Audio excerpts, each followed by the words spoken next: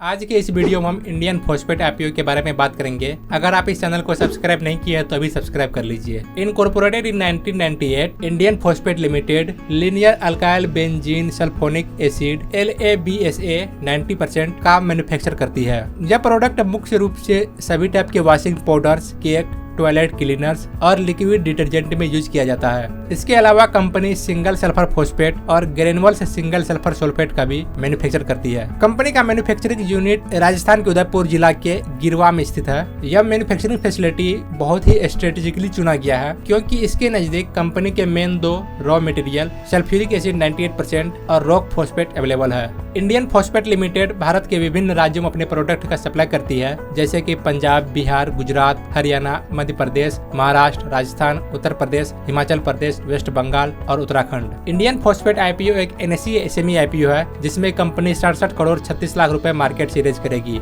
यह पूरा का पूरा फ्रेश इशू है, मतलब रेज किया गया सभी फंड कंपनी में ही इन्वेस्ट होगा। यह आईपीओ एक बुक बिल्ट इशू आईपीओ है जिसमें शेयर्स का फेस वैल्यू 10 रुपए पर शेयर और शेयर्स का प्राइस बैंड 94 से 99 रुपए पर शेयर है। 1200 शेयर्स का एक लॉट बन रहा है। रिटेल इन्वेस्टर मिनिमम और मैक्सिमम एक लॉट के लिए अप्लाई कर सकता है जिसका कॉस्ट 1,18,800 है और HNI इन्वेस्टर मिनिमम 2 लॉट के लिए अप्लाई कर सकता है जिसका कॉस्ट 2,37,600 है और मैक्सिमम अपनी कैपेसिटी के according. Mister Ravindra Singh, missus Mamta Arora और मिस्टर रुशील अरोरा कंपनी के प्रमोटर्स हैं। इस आईपीओ की टाइमलाइन की बात करें तो 26 अगस्त को यह आईपीओ सब्सक्रिप्शन के लिए ओपन होगा और 29 अगस्त को क्लोज हो जाएगा। 2 सितंबर को शेयर्स डीमैट अकाउंट में क्रेडिट कर दिया जाएगा और 3 सितंबर को शेयर्स NSE इमर्ज पर लिस्ट हो जाएगा। इस आईपीओ की ऑब्जेक्ट ऑफ द इशू की बात करें तो पहला, for setting up a new manufacturing facility at SIPCOT industrial park phase 1 Tamil Nadu for manufacturing of sulphuric acid LABSA 90% and magnesium sulphate. और दूसरा है to meet working capital requirement और तीसरा है जनरल कॉर्पोरेट पर्पस। कंपनी की फाइनेंशियल्स की बात करें तो फाइनेंशियल ईयर 21 में कंपनी का रेवेन्यू 415 करोड़ 1 लाख था।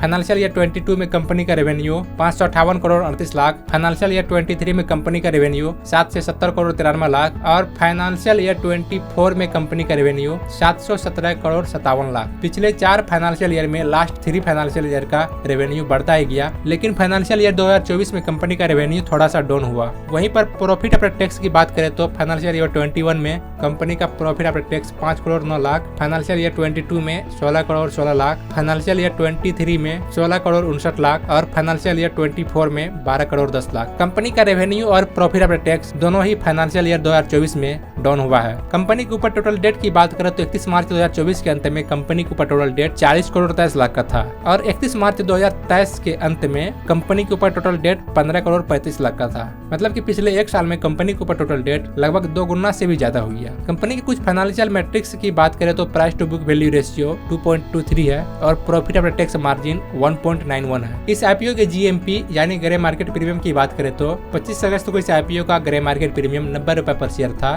जो कि आईपीओ प्राइस का 90.91% प्रीमियम है। इस आईपीओ से हम अप टू 80 से 90% तक की लिस्टिंग गेन का उम्मीद कर सकते हैं।